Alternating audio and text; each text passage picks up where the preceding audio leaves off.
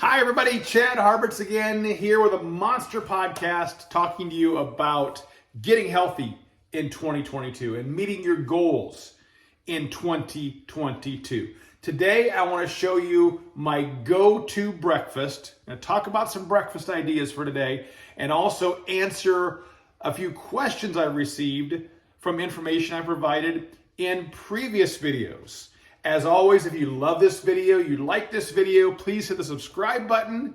That way you know when the most current video comes out and you can check it out. So breakfast, we talked about it previously. Breakfast is breaking the fast. You've been sleeping for an amount of time and now you're awake and you're supposed to have something to eat to get your body going, to get your day started if you're on a regular schedule where you sleep at night and work and play during the day. When I was a child, my grandmother used to say all the time, breakfast is the most important meal of the day. Breakfast is the most important meal of the day. That was the slogan of the time. But do you know where that comes from? Breakfast is the most important meal of the day is a marketing slogan. Dr. Kellogg, you know Kellogg's Rice Krispies, Dr. Kellogg. Dr. Kellogg used that in his advertising to sell breakfast cereal. Breakfast is the most important meal of the day is a marketing slogan, not unlike Nike's Just Do It, not unlike Las Vegas's What Happens Here Stays Here. It was a marketing slogan that people bought into. That said, I eat breakfast every day. I don't believe it is the most important meal of the day. I believe it is no different than every other meal you eat. It's something you eat after a period of time when you haven't eaten in order to provide more food, more fuel for your body. So it's no less or no more important, in my opinion, than lunch or dinner or the snack I have or whatever you have. But I do have breakfast every single day. And my breakfast is so simple. It's the same every day.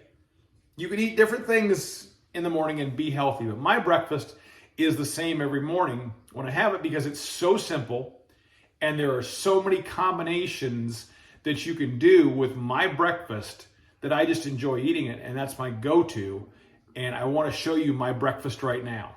Here is my go-to breakfast. So simple and so delicious. Get our pan out.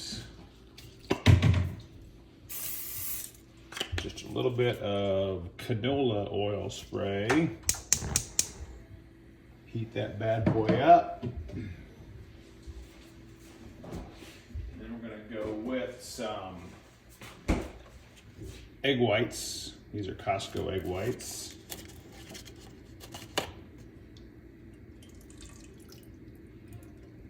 Pour that in there.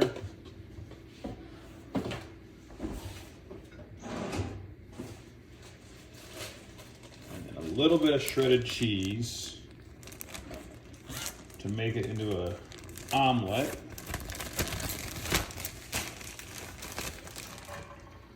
And really, you can stop right there if you want to. You don't have to do anything besides that. Just the eggs and shredded cheese if you want to.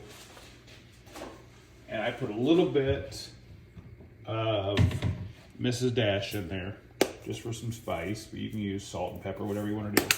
You could stop right there if you wanted to, and you would already have a really good breakfast. But if you're saying to yourself, that's not enough food for me,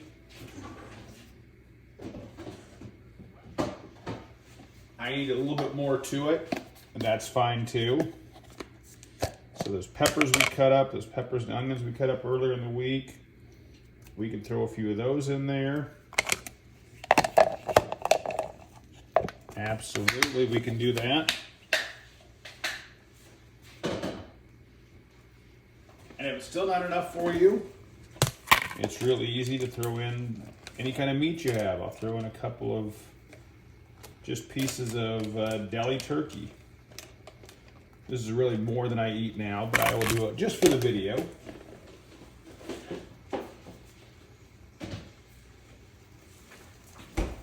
And all we're going to do is fry that up a little bit. Look how good that looks.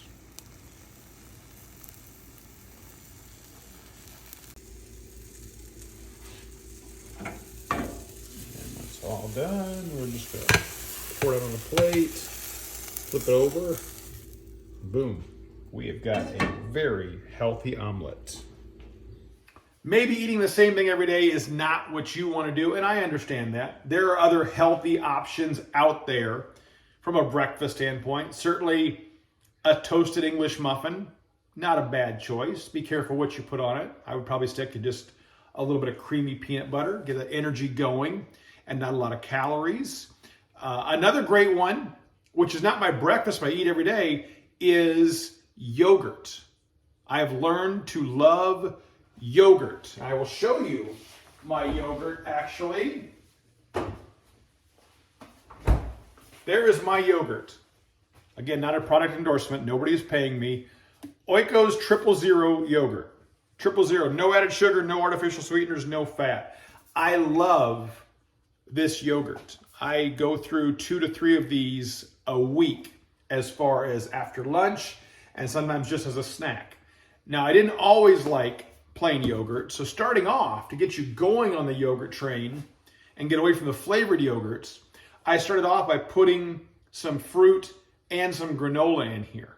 So I started off with blueberries and some vanilla granola, or apples and cinnamon. You can cut an apple up into chunks and sprinkle a little cinnamon on, mix it up. That's a great way to start. A couple questions I've been receiving, and thank you so much for the questions, by the way.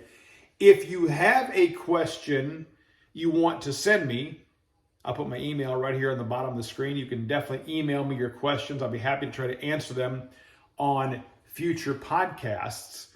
One of the questions I recently got was my thoughts about soda as part of a diet. And I have a peculiar relationship with soda. As kids, we almost never had soda. Just about never. The only time we ever had soda as kids was about once a month or once every other month. My mother would make homemade pizza, just hamburger and mushroom pizza, and I loved it. To this day, it is my favorite dish. My mother passed away more than 30 years ago. I still make her homemade pizza just the way she made it, and I love homemade pizza.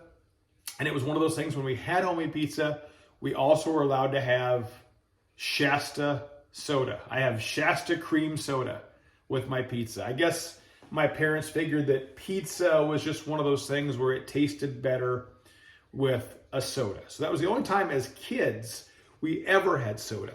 Now, as I got older and made my own choices, like a lot of teenagers and young adults, I drank a lot of soda. My boy Hunter and I, we grew up in an era before cars had cup holders. We had these holders that fit into the window thing of the car. We go to the Casey's convenience store and we had these mugs that you could, refillable soda things, and it would sit in that window holder like a cup holder. Drank a lot of soda back then. Now I go to the 7-Eleven to get something. I go in the convenience store to get something, and I'll see these blue collar laborers. These are obviously guys that are out there working with their hands, their bodies all day long. And they're getting this soda at the 7-Eleven. It's like a 55-gallon drum with a handle attached to it. And they're just filling it full of Mountain Dew at 6 o'clock in the morning to go through the day. And even when I was heavy, I thought, you should not be drinking that much soda over the course of the day. There's no upside to drinking that much Dr. Pepper or Mountain Dew all day long. I know you're doing a hard job. You're out there in the elements and you're working with your hands and you're breaking rocks or you're digging holes or you're planting trees or something, but still, seriously, do you really need a 55-gallon drum of soda to go through the day? So the question was, what are my thoughts on soda? Well, soda is garbage by and large. Do I still have a Diet Coke every now and then? Absolutely. But soda is big time garbage by and large. In fact, I went out, I used the entire show budget, which was $4 for this demonstration. I went out and bought a couple of sodas. There's a Mountain Dew and there's a Coca-Cola. And you might call this pop. I don't know what region of the country or world you're watching this in. Some people call it soda. Some people call it pop. And the reason I wanted to bring that up is because my boy Hunter and I had another word that we used for soda or pop. It was called acid. We're going to get an acid. And the reason where that word comes from is the generation before me, my father's generation, used Coca-Cola to get the battery acid off a car battery. Because you can pour Coca-Cola on battery acid, and the battery acid will come right off the posts of your car battery. That's what's in this. So my thoughts on soda? Well, Mountain Dew. 290 calories for one serving. Almost 300 calories. So if you want to lose weight as a man, you want to stay around 1,500 calories. Okay? So if you have 5 of these in a day, you cannot eat any food. This would be your entire diet. 5 of those in a day. If you're drinking one of those big 90-ounce, or whatever, I don't know how big they are, 64-ounce sodas. So that would be, 3 of these? So 3 of these, almost 900 calories. You got 600 calories of food left if you have 3 of these for the day. What else you got in here? Fat, no fat. How about that? Total carbs, 77 grams. Total sugars, 77 grams. 77 grams of carbs in one Mountain Dew. The other part about this is it's just a collection of chemicals. High fructose corn syrup, sodium benzoate, sodium citrate, gum arabic, erythorbic acid, calcium disodium EDTA to protect the flavor. Yellow number 5. You think yellow number 5 is a plant that grows like out in a field? Yellow number 5? Yellow number 5 is a chemical. This is a collection of chemicals. That's what this is. That's what soda is. It's a collection of chemicals that taste good, and so people drink it. There's nothing healthy about this. In fact, it's bad for your body. It's bad for your liver. It's bad for your kidneys. It can lead to other things. I mean, look at it. It looks like antifreeze. Do you know what antifreeze is? They pour it in your car to keep your engine from overheating. And so your heater works in the wintertime. Antifreeze does that for you. If you pour out antifreeze, it's this color. It's the same color as Mountain Dew. So this is the antifreeze for your body. If you drink antifreeze, by the way, you'll die. If you drink this, you will also die, just a little bit slower than if you drink antifreeze. Coca-Cola, slightly better, 240 calories. My number one use for Coca-Cola is I have a 1-iron golf club that's got a copper head. It's not metal like my other golf clubs. It's got a copper colored head.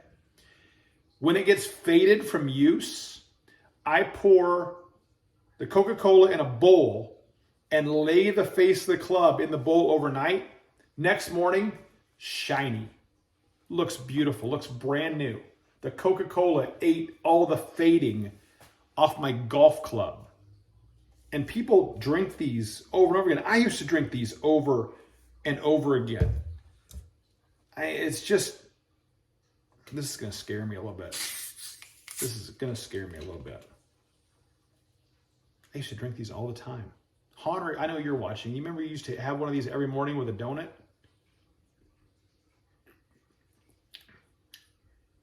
Oh my God, that is awful. That is just awful. Ugh. Show budget completely blown. Now, Diet Coke, 0 calories, 0 carbs, 0 sugar. Still not great for you. It's still a collection of chemicals. I do have one of these every now and then. With certain meals, I like to have a Coke. If I have homemade pizza, I like to have a Diet Coke. But really, there's no upside to having sodas ever. There's way better options. Water is a way better option than soda. Don't drink soda. If you want to get healthy, don't drink soda. Just let it go. I know you might switch to diet soda, and that's fine, but try to get completely off of the soda. The other question I got that I want to talk about was what to do about a chocolate addiction, I guess, is what to do if you're addicted to chocolate. I love chocolate. I love chocolate. It's so good. Chocolate is actually a plant.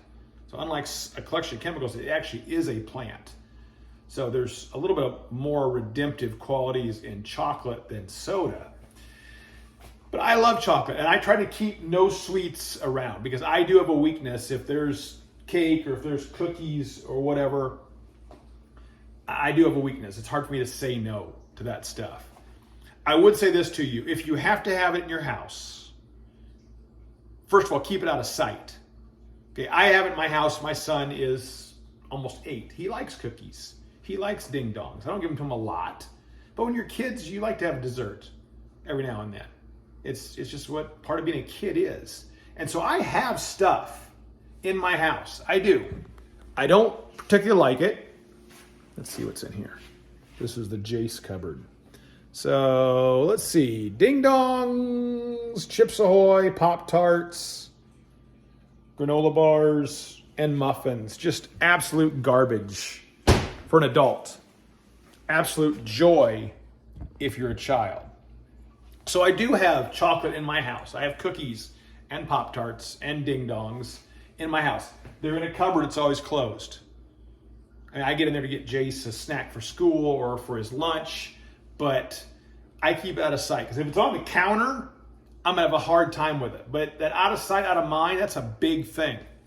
So when it comes to chocolate, when it comes to sweets, cake, pie, whatever, if you don't have to buy it, like if you don't buy it and you don't have it, you won't want it, in my opinion. If you do have to have it, somebody gives it to you, or it's at work,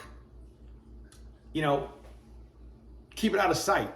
If you know there's a box of donuts in the break room, don't go in the break room.